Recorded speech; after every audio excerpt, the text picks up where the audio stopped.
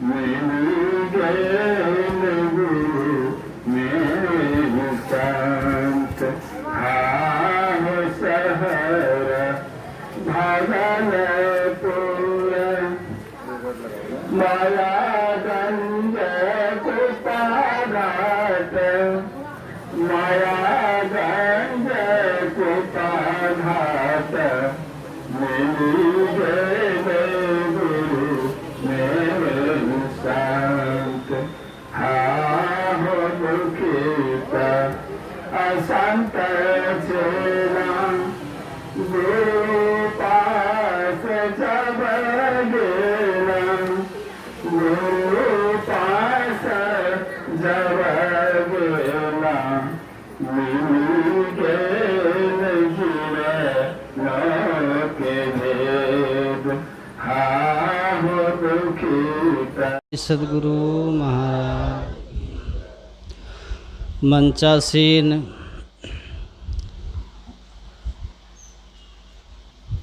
श्री मुकेश बाबा, श्री राजीव बाबा एवं समस्त परमादरणीय सत्संग प्रेमी महानुभावों, धर्मानुरागिनी माताओं एवं धर्मशिला बहनों, काशी नरेश और मगध नरेश में कौन अधिक सुखी है?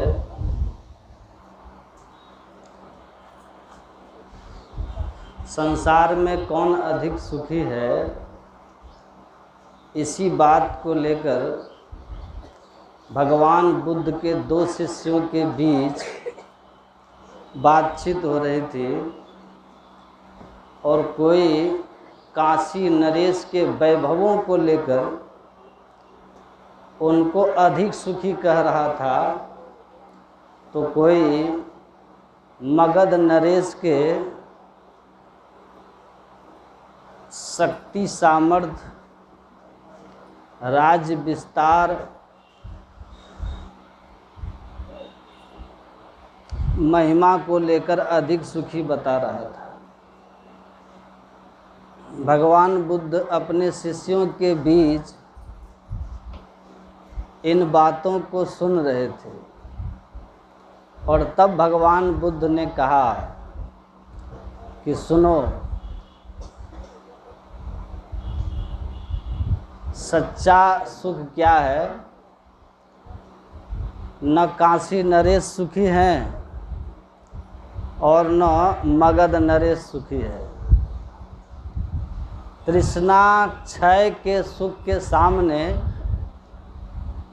संसार के कोई भी भौतिक संसाधनों से प्राप्त होने वाला विषय सुख तुच्छ है। असली सुख है जो तृष्णा क्षय से प्राप्त होता है, जिसके संबंध में चाह गई चिंता मिटी मनवा बेपरवाह, ना सुख काजी पंडिता ना सुख भूप भया। आ सच्चा सुख तब आवसी तृष्णा रोग गया। बहुत अधिक विद्वान हो जाने से या सम्राट हो जाने से जीवन में सुख आ जाता है, ऐसा नहीं है।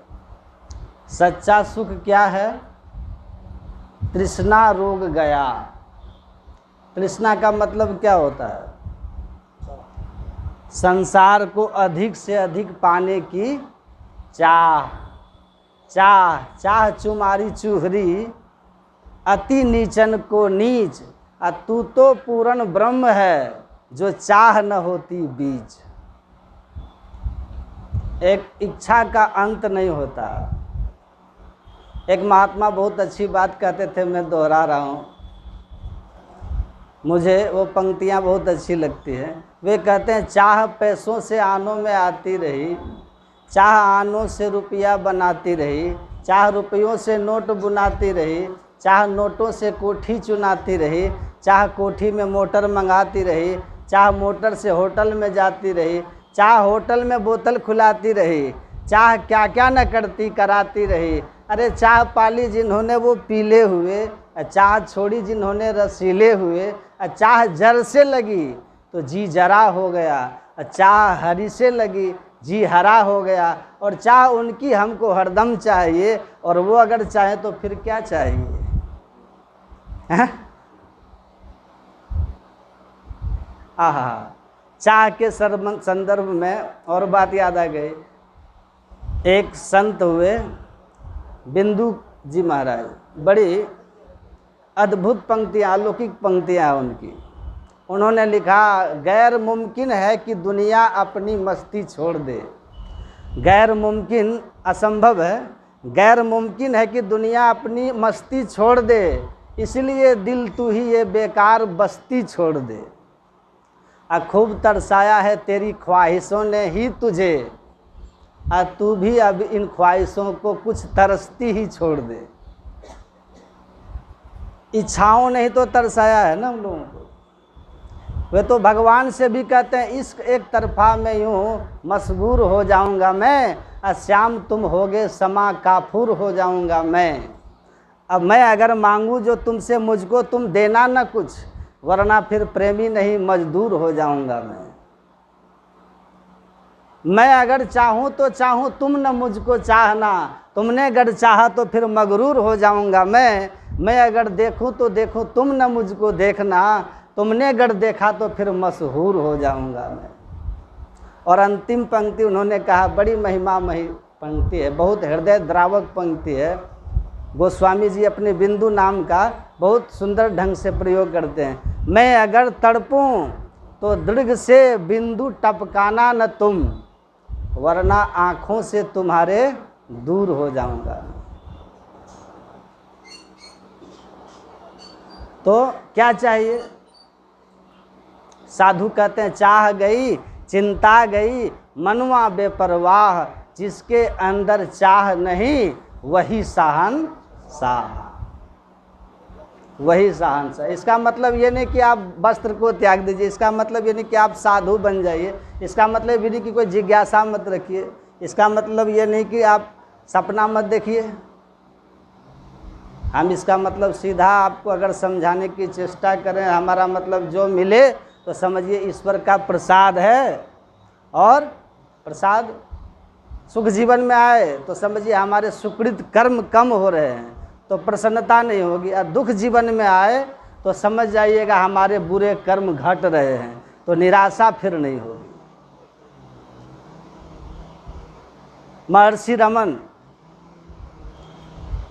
से किसी ने कहा कि मेरे जीवन का एक ही लक्ष्य है, I have only one goal in my life. उन्होंने पूछा, क्या लक्ष्य है, क्या एकमात्र लक्ष्य है तुम्हारा? तो उसने कहा कि to be the chief minister of my state. कोई लीडर थे, कहा मैं अपने स्टेट का मुख्यमंत्री बनना चाहता हूँ, और मैं जब तक अपने लक्ष्य को नहीं पा लेता तब तक मैं सुखी नहीं हो सकता, शांति की नींद नहीं सो सकता। जिस दिन मैं अपने लक्ष्य को प्राप्त कर लिया उस दिन मैं सुखी हो जाऊंगा, शांति आ जाएगी और मेरे जीवन में खुशियाँ आ जाएगी। आप पढ़िएगा महर्षि रमन वहाँ पर क्या कहते हैं उनको। महर्षि रमन ने उन्हें कहा, आप नहीं जानते हो। वो कहते हैं आप सुख के महत्व मतलब को, मर्म को नहीं जानते हो, न दुख को समझते हो। कुछ होने का भाव ही बीमारी है, कुछ संसार में कुछ पाना ही बीमारी है। जिसको ये बीमारी लगी हुई है वो पाते जाएगा और बीमारी बढ़ती जाएगी। बुझे न काम अग्नि तुलसी विषय भोग बहु घीते, और ये बढ़ती जाती है। जैसे अग्नि में घी डालने से आग और प्रज्वलित हो जाती है, उसी तरह से भुवेवा विवर्तते, अग्नि में घी डालने से वो प्रज्वलित होती जाती है, वैसे ही संसारिक वस्तुओं की प्राप्ति से संसारिक कामनाएं बढ़ती जाती है। जिमि प्रति लोभ लाभ अधिकाई, जिमि प्रति लाभ लोभ अधिकाई। जो 10 20 50 भय सत होई हजार, तो लाख मंगेगी कोटि अरब खरब असंख, धरापति होने की चाह जगेगी। पृथ्वी पाताल हूँ राज करो, तृष्णा अधिकी ही आग लगेगी। ये बढ़ती चली जाती है। आग आज गई और काल गई, परसों तरसों कुछ और ठई है। आ सुंदर ऐसे ही आयु गई, तृष्णा नित ही नित होत नहीं है। कहा ये बढ़ती जाएगी, इसका अंत नहीं है। तो संसार के किसी भी चीज़ को पाने की कामना एक ऐसी बीमारी है, ये बीमारी लग गई तो तुम्हें शांति नहीं आएगी। कुछ बनते ही आगे कुछ और बनने की चाह जग जाएगी। थोड़ा आवाज़ बढ़ा दीजिए ना, बढ़ल। कहते हैं कि सफ़र का आनंद लेना है। आप लोग कहीं जाते हैं ना घूमने फिरने, सत्संग भी करते हैं, कहीं भी जाते हैं घूमने फिरने, कहते हैं सफ़र का आनंद लेना चाहते हो तो सामान कम रखना। सामान ढोगे कि सफ़र का आनंद लोगे? सामान कम रखना अगर सफ़र का आनंद लेना है तो। और संसार का सुख, संसार में अगर शांति से जीना है तो अरमान कम रखना है। तो कहते हैं कि देखो जी, सुख कहाँ है? ऑरेलियस नाम के एक महात्मा हुए, मेडिटेशन उनकी एक विश्व प्रसिद्ध पुस्तक है। उनको यूरोप का पतंजलि कहते हैं। उसमें एक प्रसंग आता है कि एक राजा है जो उनके पास जाते हैं और जा कर के उनसे निवेदन करते हैं। और वो निवेदन करते हुए कहता है कि महाराज,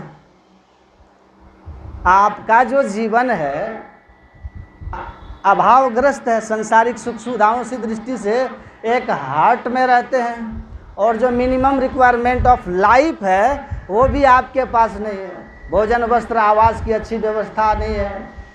दूसरी तरफ मेरा लाइफ देखिए महाराज, जितना संसार के सुख सुविधा है ऑल आई एम हैविंग, मेरे पास है।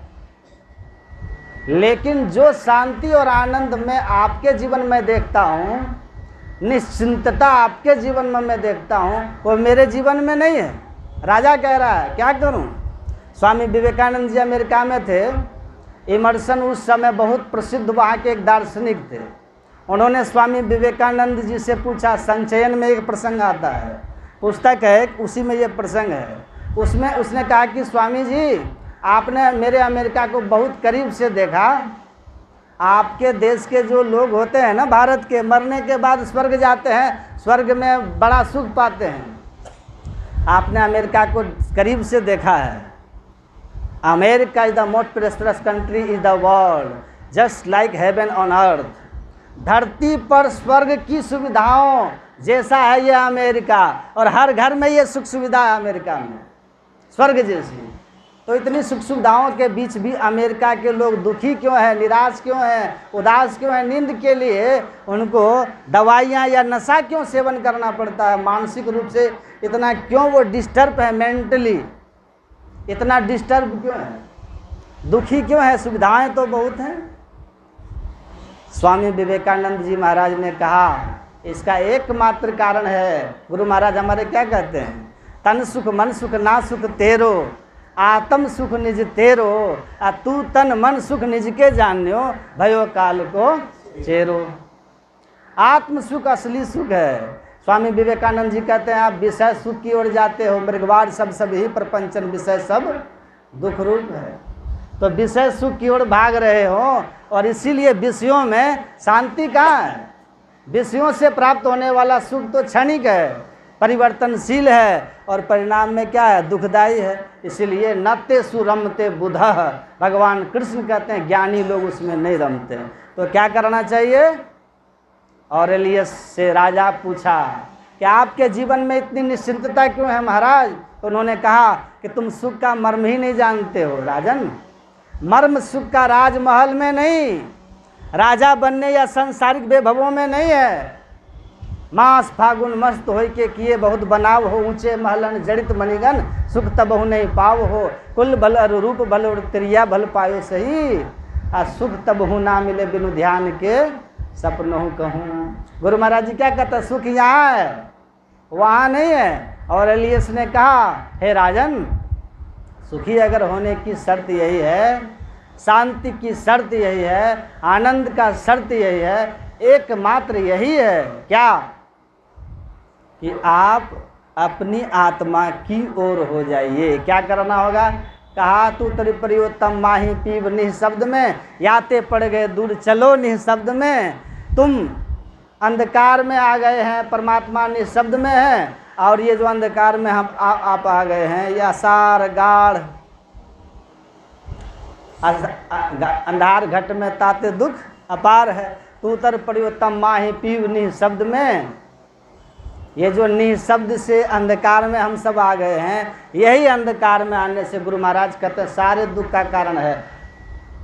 शाश्वत धाम से भैया मृतलोक में आ गए हैं, जहाँ दैहिक दैविक भौतिक ताप सताते हैं, आवागमन सताता है, मृत्यु का भय हमेशा पीछा कर रहा है। और ऐसे दुखालय में आके आप शाश्वत सुख चाहते हैं, यही तुम्हारे दुख का कारण है। अज्ञानता आपकी यही है कि आप भाग रहे हैं उसके पीछे जो मृगवारी सब ही प्रपंचन, ये सब मृगवारी की तरह भागते रहिए। ये मिलते जाएंगे और वासनाएं कामनाएं जगती जाएंगी, सुख दूर दूर रह जाएगा और संध्या हो जाएगी, जीवन का मृत्यु सामने खड़ा खींच के जमदूत लेके चला जाएगा, सुख शांति से दूर रह जाओगे।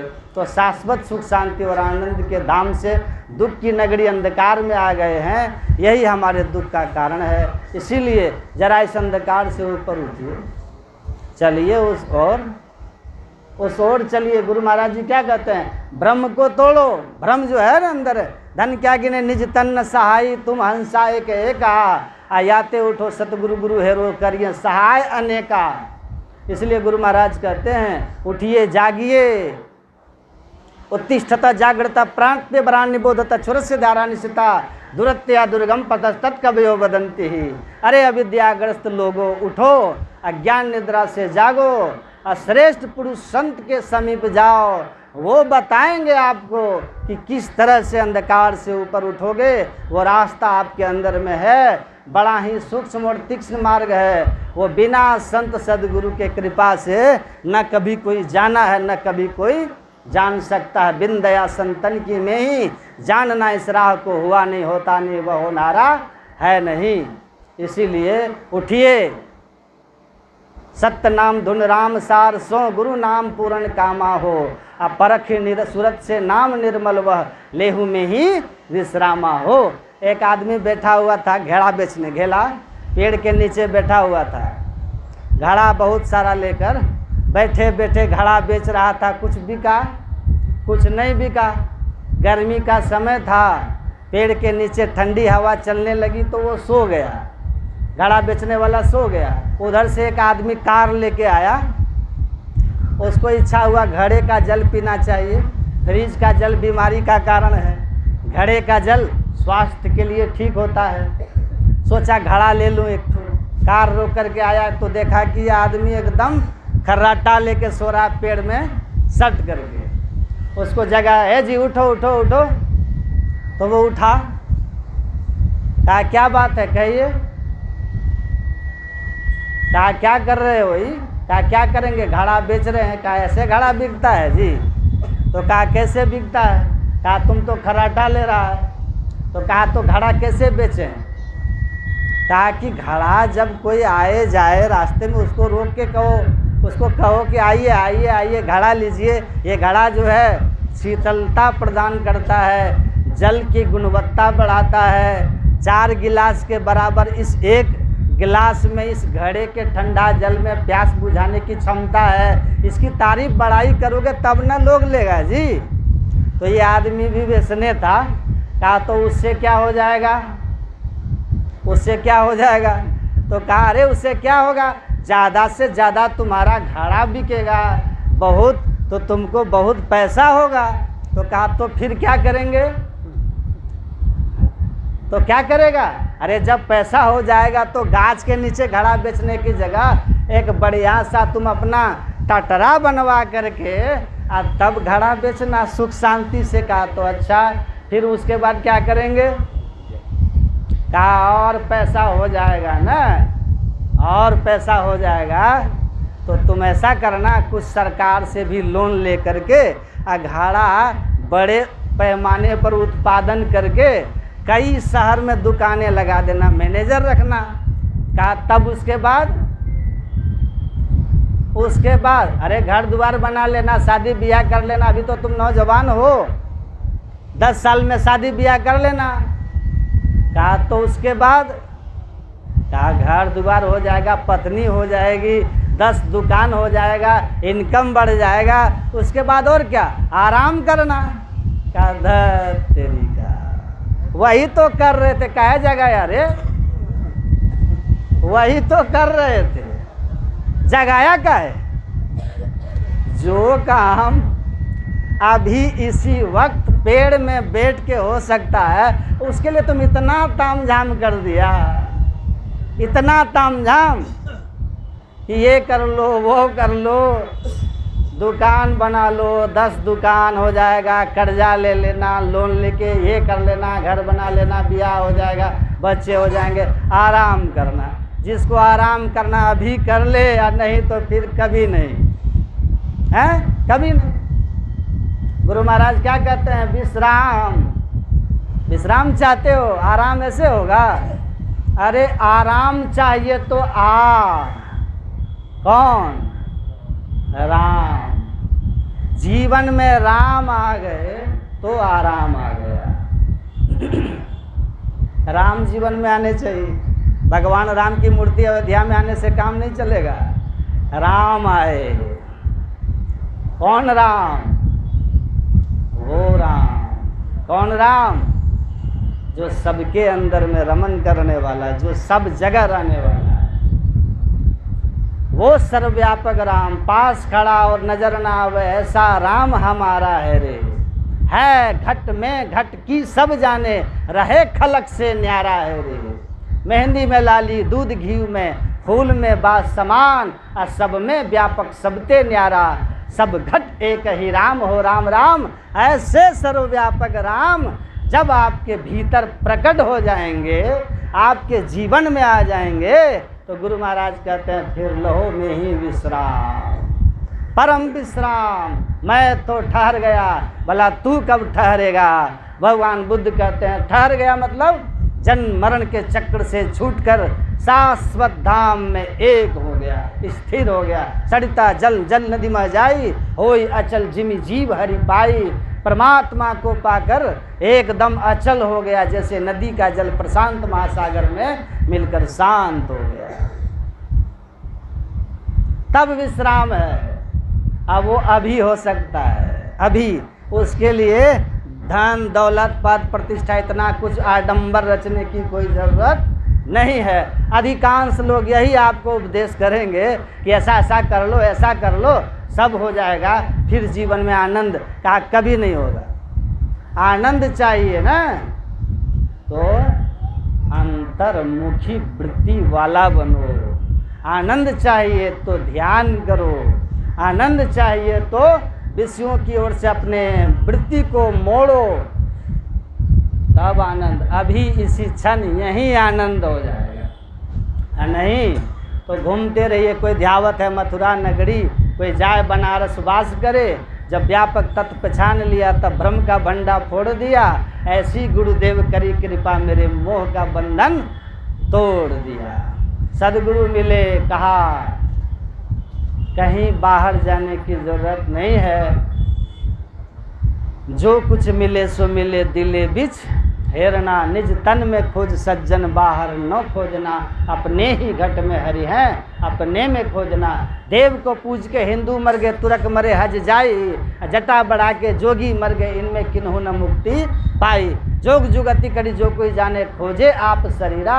तिनकी मुक्ति संशय नाही कहत जुलाह कबीरा। ये संत बताते हैं, खोजने की युक्ति देते हैं। कहते हैं शांति आनंद तुम्हारे अंदर में है। वह परमात्मा सर्वत्र होने के कारण आपके अंदर में भी है, इसीलिए अपने में खोजिए। इस अंधकार से जरा परे उठिए, तमसा प्रस्तात, उस तमस से जरा ऊपर उठिए, प्रकाश में जाओगे। प्रकाश में जाते ही आनंद की वर्षा शुरू हो जाएगी। उस वर्षा में स्नान करते हुए शब्द की धार में खिंचती हुई मीन सूरत धार धरित भाठा से सिरा चढ़ी रही। मीन रूपी मछली जो है ये सूरत उस शब्द की धार को पकड़ करके पिंड से ब्रह्मांड, ब्रह्मांड से ऊपर की ओर उठती हुई निःशब्दम परमम पदम में जाकर परमात्मा में एक मेघ हो जाएगी और आपका कल्याण हो जाएगा।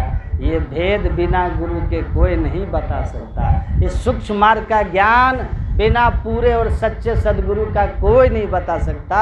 इसीलिए गुरु महाराज कहते हैं, ईश्वर देव पितर परिजन सो होत न यह उपकार, यह होवत गुरु में ही से ही गुरु की अमित बलिहार।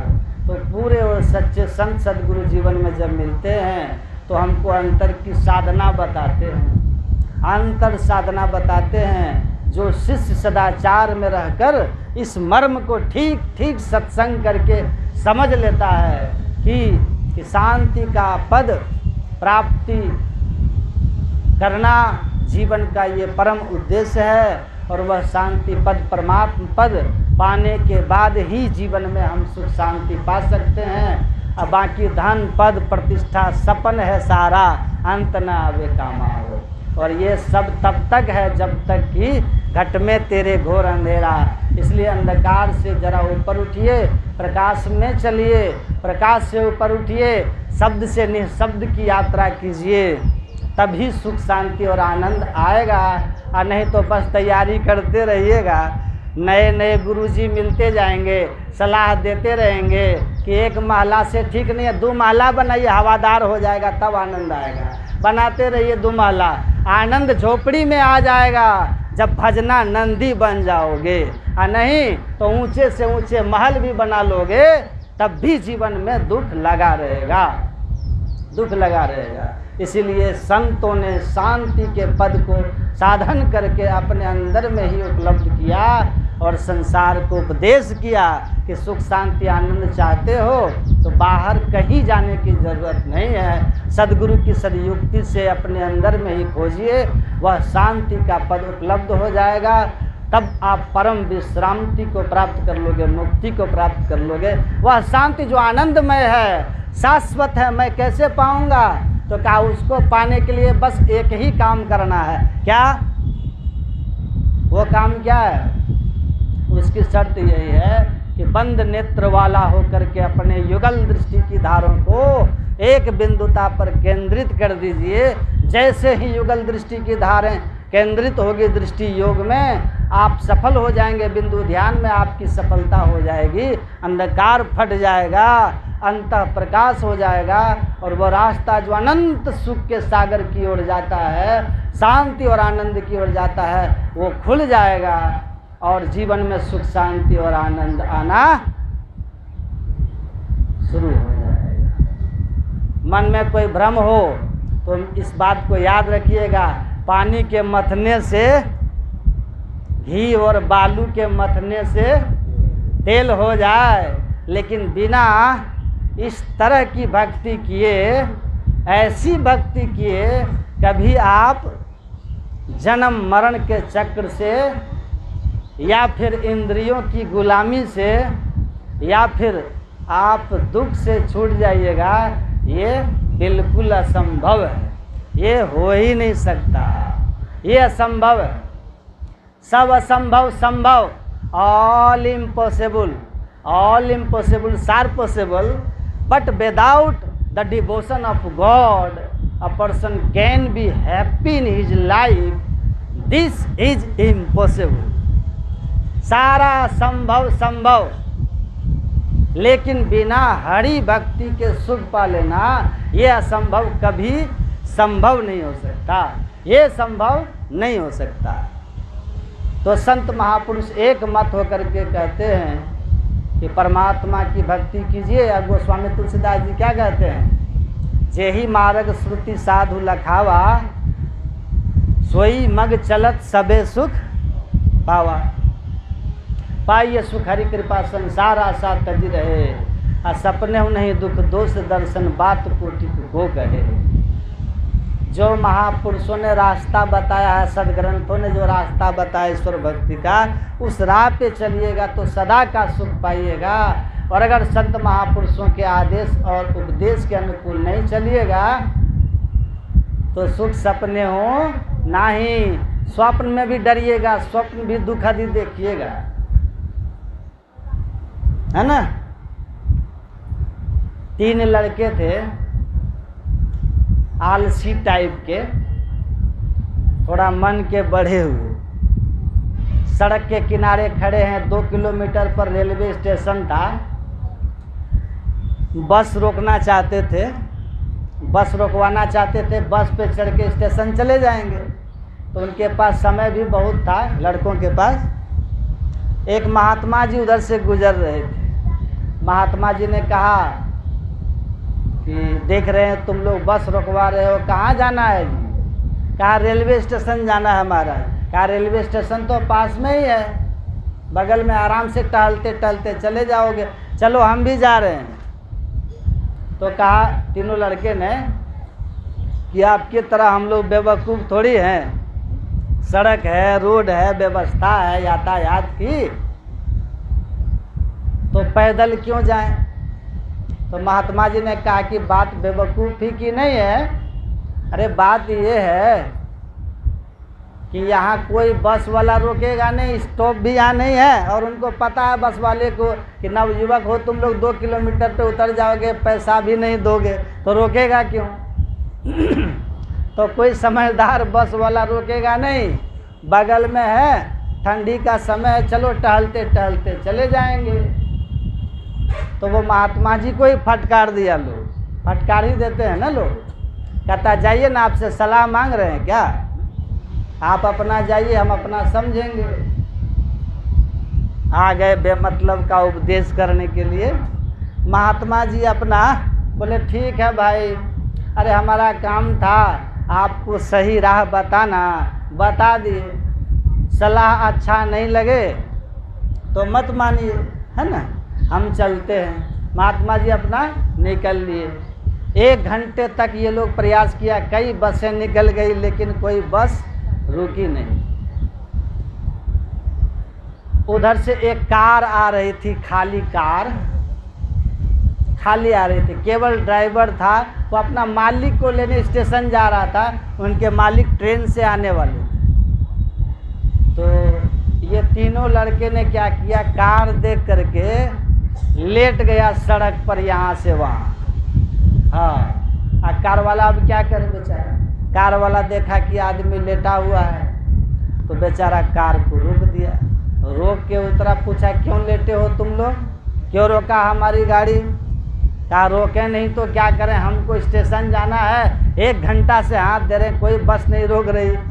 तो हम लोगों ने अपनी बुद्धि लगाया, छोटी गाड़ी देखी, लेट गए।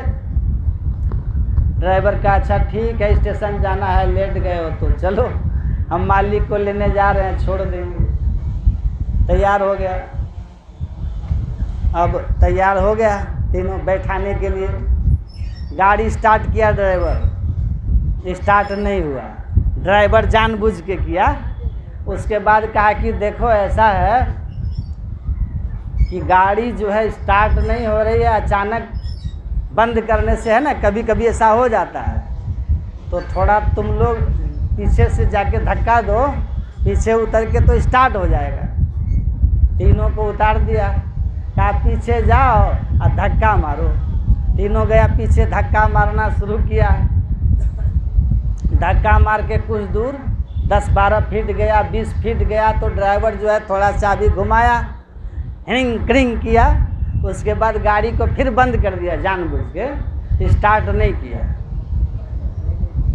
है ना। ड्राइवर तो जानबूझ के कर रहा था, अब ये लोग धक्का मार रहा है, दे रहा है, धक्का मारे जा रहा है। अब वो कहता अब स्टार्ट हो जाएगा, अच्छा अबड़ी स्टार्ट हो जाएगा, अच्छा अबड़ी स्टार्ट हो जाएगा। हाँ, धक्का मरवाते मरवाते 1 घंटा तक उनसे धक्का मरवाया, एकदम पस्त हो गया, पसीना से हाथ पैर सब एकदम से समझिए कि टूट सा गया तीनों थकावट से। ड्राइवर पूछा कि भाई जाना कहाँ है आप लोगों को, कहाँ जाना है? गाड़ी स्टार्ट कर दिया। जब एकदम थक गया, टूट गया, गाड़ी स्टार्ट किया ड्राइवर, कहा आप लोग को कहाँ जाना है? कहा कि स्टेशन। कहा सामने स्टेशन आ गया, चले जाइए। धक्का मरवाते मरवाते स्टेशन लेके चला गया हैं। आज स्टेशन जाने पर तब गाड़ी स्टार्ट करके कहा कि आ गया स्टेशन, जाइए चढ़ जाइए ट्रेन पर। अब ये तीनों मन में कह रहे हैं फिर आपस में कि भाई वो महात्मा जी का बात मान लेते न तो हंसी खुशी आराम से यहाँ तक आ जाते। उनकी सलाह जो नहीं माने, स्टेशन तो आए लेकिन हाथ पैर सब तोड़वाए, धक्का मारते मारते ओह बर्बाद हो गए हम लोग, तबाह हो गए जी। ये देह का दर्द जब जब पुरवा चलेगा तब तब होगा। ये आफत मोल ले लिए हम लोग महात्मा जी का बात नहीं मानकर। तो महापुरुष लोग समझाते हैं कि सुख अगर चाहते हो तो सूत्र याद रखो, राम नाम एक अंक है और सब साधन है शून्य। अंक गए कछु हाथ नहीं, अंक लगे 10 गुण। राम नाम एक का अंक है ना। उसके जितने साधन दुनिया में आप देख रहे हैं सुख के, मकान, दुकान, पद, पैसा, पत्नी, पति, बच्चा और जितना भी आपको लगता है ना, इन सब वस्तुओं से सुख मिलेगा। टेलीविज़न, कार, मोबाइल, कहते हैं ये जितने सुख के साधन है ना, ये सब का मान 0, ये शून्य है, 0, ठीक है। और परमात्मा की भक्ति क्या है? 1 का अंक है। 1 का अंक सबसे पहले लिखिए आप, लिखिए 1 लिख दीजिए और उसके बगल में 0 लिखिए, तो 0 का मान कितना हो जाएगा? 10 हो गया। अब दूसरा 0 रख देंगे तो 100, तीसरा 0 रखेंगे तो 1000, चौथा 10,000, पाँचवा 1 लाख, 10 लाख, है ना। 1 करोड़, 10 करोड़, 1 अरब, 10 अरब, 1 खरब, बढ़ता जाएगा ना। तो 1 का अंक लिख करके 0 जितना दाहिनी ओर बढ़ाते जाओगे उस अंक का मान 10 गुना बढ़ता जाएगा। 1 का अंक अगर मिटा दो तब 0 0 0 0 0 0 ही रह जाएगा। संत महात्मा लोग कहते हैं ईश्वर की भक्ति क्या है? 1 का अंक। सबसे पहले ईश्वर की भक्ति करो और तब सब साधन है शून्य। धन, पद, पैसा, पत्नी, बच्चा, कार, मोबाइल, जो कुछ भी है ये सब 0 हैं। ये ईश्वर की भक्ति करते हुए जीवन में ये साधन आएंगे तो आपका सुख 10 गुना बढ़ते जाएगा, है ना। और 9 भी आए तो भी आप ईश्वर भक्ति का सुख अपने आप में अनंत है, अनंत है। परमात्मा मिलेंगे ना, अनंत सुख मिलेगा। उसके पहले ईश्वर भक्ति करते हुए इन सुखों से आपका जीवन ज़्यादा सुखमय होगा, इन साधनों से। और ईश्वर भक्ति के बिना ये सब साधन अगर जीवन में आ गए तो भी 0 ही होगा। भीतर से आप कभी सुख शांति को, आनंद को अनुभव नहीं कर पाएंगे।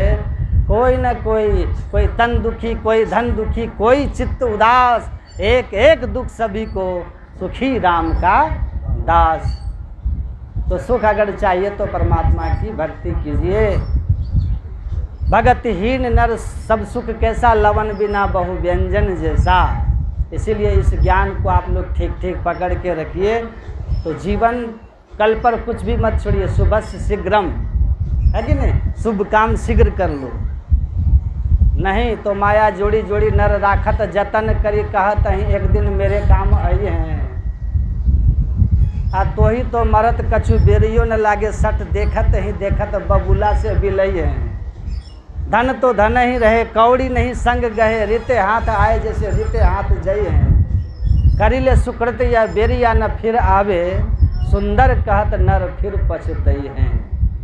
कहते हैं पानी के बुलबुला की तरह ये ज़िंदगी कहाँ नष्ट हो जाए किसी को पता है, लेकिन हम लोग काल की पूरी सोच करके व्यवस्था करते रहते हैं, और ज़िंदगी ऐसी है कि तुरंत साथ छोड़ जाती है और अरमान सब धरे के धरे रह जाते हैं। कहते हैं उचित काम कर लेना, मानव तन मिला है ना बड़ा अनमोल चोला है, बड़े जन्मों के बाद चोला पाया, देखो जी इसे दाग ना लगे। गुरु गोविंद सिंह कहते बहुत जन्म भटके हो, अनेक योनियों में मानव जीवन मिला है, इसे दाग मत लगने देना। जो काम के लिए भगवान भेजे हैं ना कि पाई न जही परलोक सवारा, परलोक संवार लेने के लिए, मोक्ष पाने के लिए, तो संसार का काम करते हुए करंधार रूपी सदगुरु के शरण में आकर सदयुक्ति लेकर ध्यान भजन कीजिएगा। थोड़ा थोड़ा भी ध्यान भजन करते रहिएगा ना, ये संस्कार मनुष्य से गिरने नहीं देगा। कल के भरोसे कोई मत रहना कि कल करेंगे, कल कौन देखा है, पाँव पल्ल की खबर नहीं करे काल की साज, काल अचानक मारसी ज्योति तरको बाज, है कि नहीं। तो टाला टूली दिन गया, टाला टूली में जीवन को मत छोड़ना, भजन भक्ति में अपने समय को लगाइए, शुभ काम शीघ्र कर लीजिए। भगवान कृष्ण कहते हैं थोड़ा थोड़ा भी भजन का अभ्यास करोगे ना ध्यान का, तो ध्यान योग का आरंभ की यही महिमा है कि थोड़ा थोड़ा भी कर रहे हो तो ये संस्कार मनुष्य शरीर से नीचे नहीं गिरने देगा आपको। शरीर छूटेगा, स्वर्ग जाओगे, फिर मनुष्य शरीर में आओगे। नेहा विक्रम ना स्वस्ति प्रत्यवायोर न विद्यते, स्वल्पमभ्यस्य धर्मस्य त्रायते महतो भयात्। थोड़ा थोड़ा भी इसका अभ्यास महाभय में जाने से आपको बचा लेगा, नीच योनि में जाने से बचा लेता है। इसलिए शतम विहाय भोक्तव्यम, सहस्रम स्नान माचरेत, लक्षम विहाय दातव्यम कोटिम तक्त्वा हरिम स्मरेत। कहा 100 काम छोड़ करके समय पर पहले भोजन कीजिए। शरीर माध्य खलु धर्म साधनम, शरीर स्वस्थ रहेगा तभी न कुछ कर पाइएगा, बीमार शरीर से कुछ होता है। तो 100 काम छोड़ दो लेकिन भोजन समय पे करो।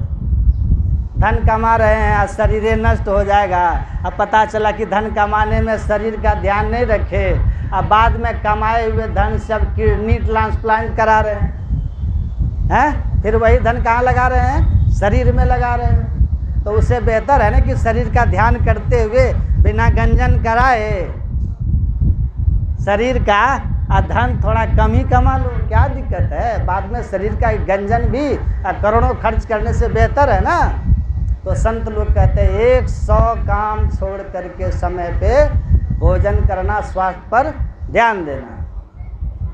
दूसरी बात 1000 काम छोड़ करके स्नान करना, मतलब भोजन से ज़्यादा महत्व है स्नान का, तो स्नान करना है।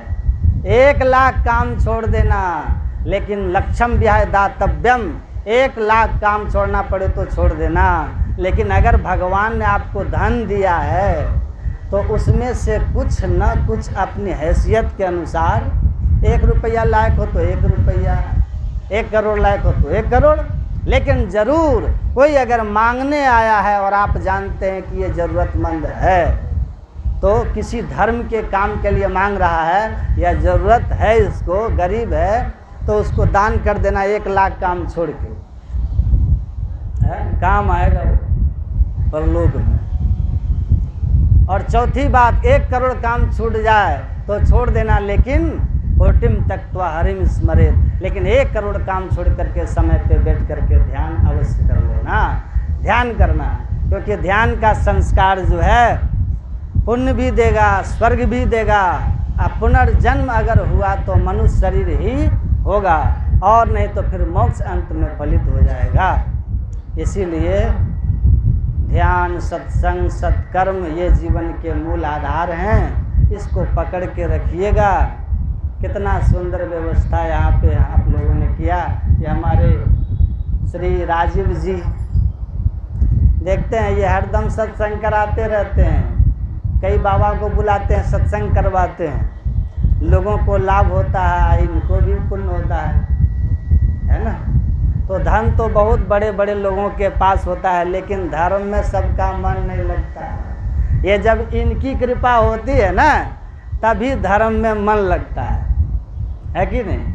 तो इतना व्यस्त जीवन के बाद भी ये अपना समय निकालते हैं और सत्संग में बैठते हैं, सत्संग करवाते हैं लोगों से, सत्संग के लिए लोगों को प्रेरित करते हैं, अवसर देते हैं, उपलब्ध करवाते हैं। तो बड़ा पुण्य का काम करते हैं। यही तो असली जीवन है। बाकी जितना जमा करते जाइए वो तो सब छोड़ जाइएगा, और ये जो है ना, ये धर्म, ये साथ जाएगा। इसीलिए संसार और परिवार के लिए भी कीजिए, पर अपनी आत्मा का ख्याल हरदम रखिए। इसका साथी कौन है? सत्संग, ध्यान और सत्कर्म।